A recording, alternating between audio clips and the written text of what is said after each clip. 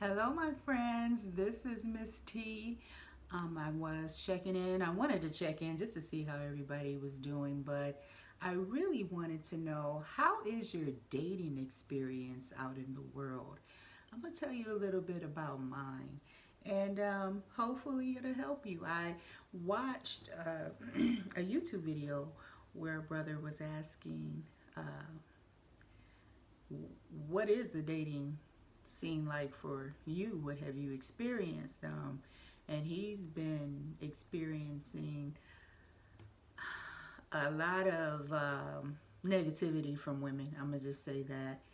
And here's the deal. Of course, if you come out of the Jehovah Witness religion, most of us have morals and we have our standards and our values. When we're looking for someone to be a marriage mate, you want them to at least have the same qualities that have the qualities that you're looking for. um Actually be on the same page as you as far as um marriage. And what if you want to have a family?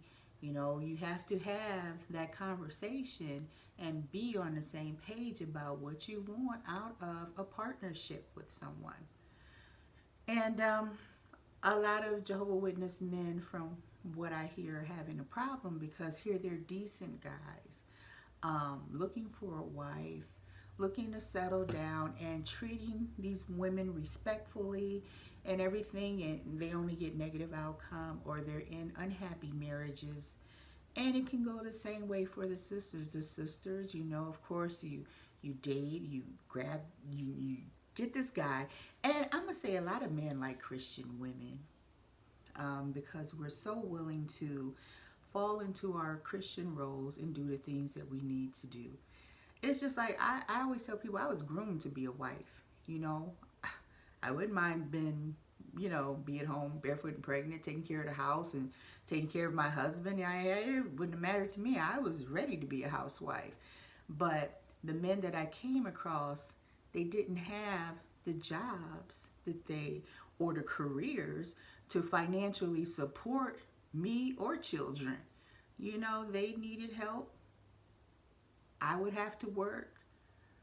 We would have to help each other out, and that's fine. I am willing to work with someone, but I am not willing to be the sole provider.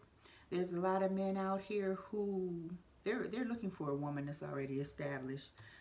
If she has her own home, he wants to be in it. If he, if she, you know, he wants a career woman that got something. Sometimes they need a car. Sometimes, these guys, they have things that they need and they're looking for it in a woman. And as a Christian woman, you will work with a man, as long as he would be the head of the household and be the head that you can look up to and follow. And see, that's the thing. I didn't have too many guys come across me that I can look up to and follow. It was more of, hey, let's help each other out, which I don't mind, but you have to have something to show for yourself. I'm not young anymore. If I was in my 20s, okay, I can see that. But when you're in the age game bracket that I'm in, it's like everybody should have their own stuff, And if I'm going to work with you, we're going to work together on keeping a relationship solid. I always said I'm only going to marry once, so whoever I'm married to, that's what I'm going to work with forever. So when I'm out searching for a guy, I can tell by the conversation whether or not it's going to be something that's going to be long term or if it's going to be short term. Okay? And it all depends on him. I never called him a king. I never called them daddy because I have a father, But I want somebody who's going to be respectful and do the right thing, because I can fall in my role as a woman and do the right thing. I can work and come home, cook, clean, whatever, take care of whatever that needs to be taken care of.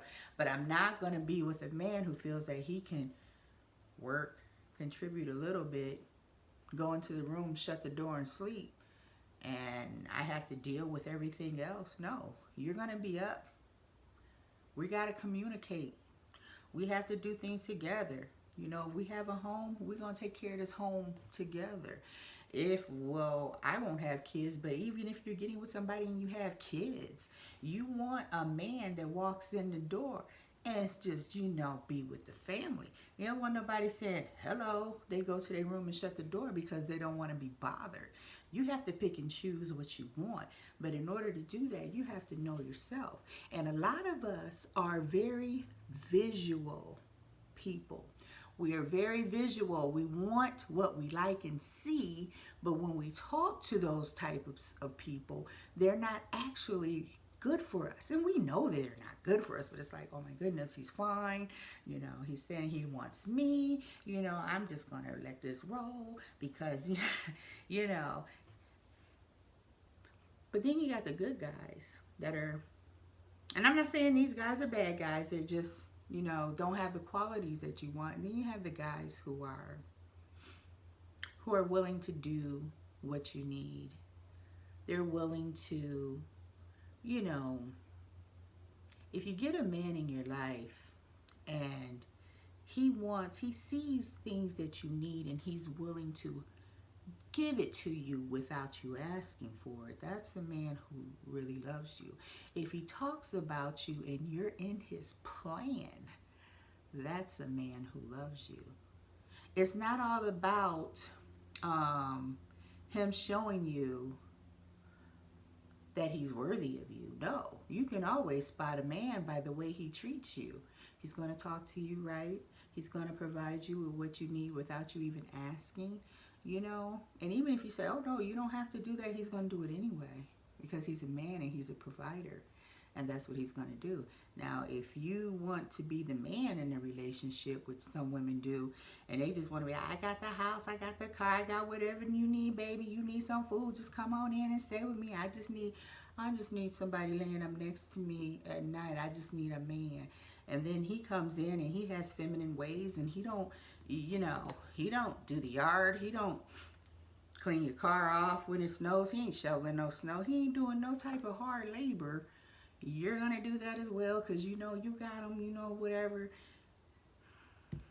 You got to be really selective on what you want out here in the world because it's really not all it's cracked up to be, the dating scene. But I've learned to not be so visual and be more audible. It's like if you're saying things to me that I like, I want to wait and see until you do it.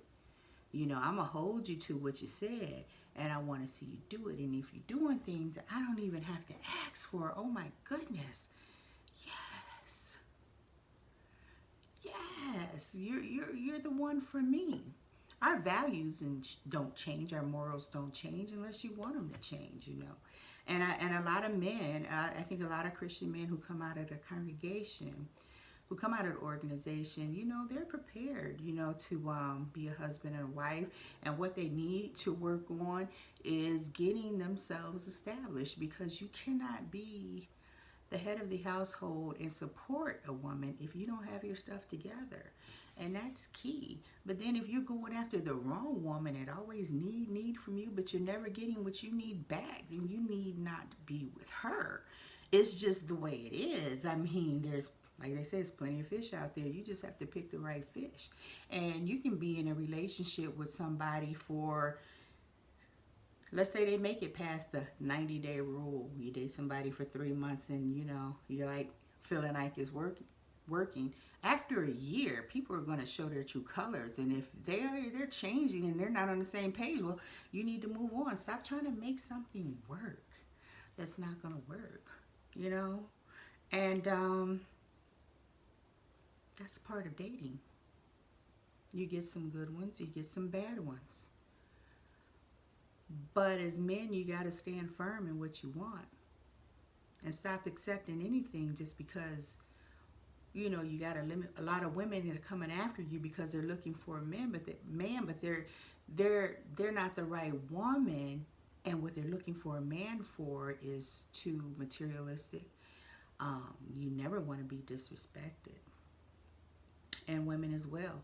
If you're in a relationship where you're constantly getting disrespected by a man, because most of us come out of the organization, we don't even curse, you know, it's like, and then, you know, somebody feels the need to call you the bitch word or something, you know, call you out your name and, you know, call you nigga, they're calling you out your name, and it's like, you're not even used to being talked to that way. Don't establish that relationship anymore. Just move on. That's part of dating. You know, you have to do what's right for you. And in the end, I can be lonely until the day that I die. But am I really lonely? No. I'm going to be out there dating. I'm socializing with my friends. I got plenty of friends out here who are worldly, who are decent people that just happen to be single and don't have kids because they haven't found the right person. I mean, I do concerts and you know, dinner dates, and I just go out and I enjoy myself, and I am not even focused on the marriage part anymore, because what really should make you happy as an individual is knowing yourself, being comfortable with who you are, setting your standards, and getting somebody that's right for you. And you know what? It may take some time. You probably have to kiss a lot of frogs, but you don't ever want to settle with a frog, and you really don't want to entertain a fool, okay? So just, and I've even did dating websites where I found all that is just a hookup thing, you know? I don't know. Some people have hooked up, you know, they have met, you know, people on dating sites and got married, but the guys that come across it like me, it's like it always ends up, hey baby, we can wheel up, you know. So I already know it's all about a sex thing. It's not about building a relationship. It's about just satisfying needs. And be cautious and be careful. Don't be too trusting.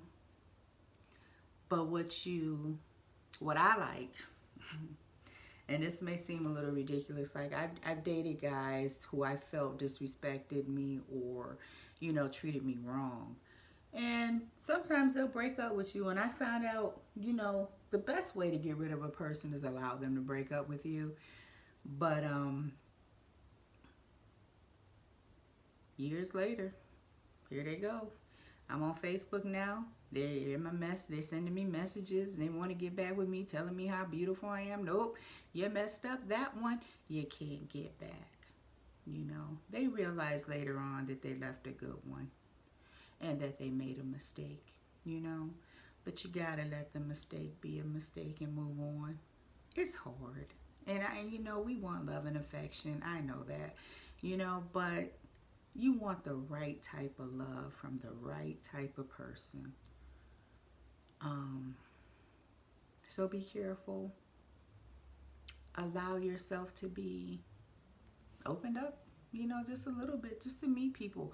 Communicate, talk, get to know people. See what their head, you know, what's going on inside their head. And if it sounds like it's wrong, then definitely it's wrong. Move on to the next person, you know. Don't be so easily to move in with somebody and hook up and shack and all that stuff. You're going to get emotionally involved. And when your emotions get into it and you start getting hurt, well, that's going to be a whole nother situation that you have to learn how to handle, because emotions can cause you to do things you never thought you would do.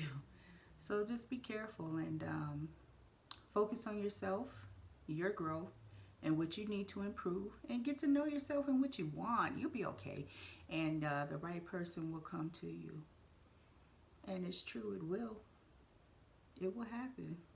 So I hope you enjoyed this information. You can like, comment, and subscribe. I'm going to try to put out videos that I think that will help a whole lot of people in the community. better themselves. And I'm all for what's positive and what works. You know, so you have a good day. Enjoy your day. And I will see you next time. Bye, friends.